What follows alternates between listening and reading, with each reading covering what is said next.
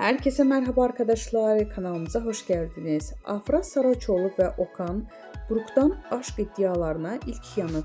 Afra Saraçoğlu ile Okan Buruk'un aşk yaşadığı iddiası magazin dünyasından bomba etkisi yarattı.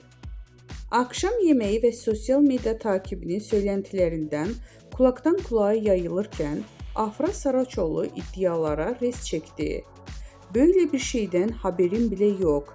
Siz uyduruyorsunuz" diyerek söylentilerin fitilini daha başlamadan söndürdü. Bizden bu kadar arkadaşlar. Videoların devamını gelmesini istiyorsanız da kanalımıza abone olmayı unutmayalım. Hoşça kalın.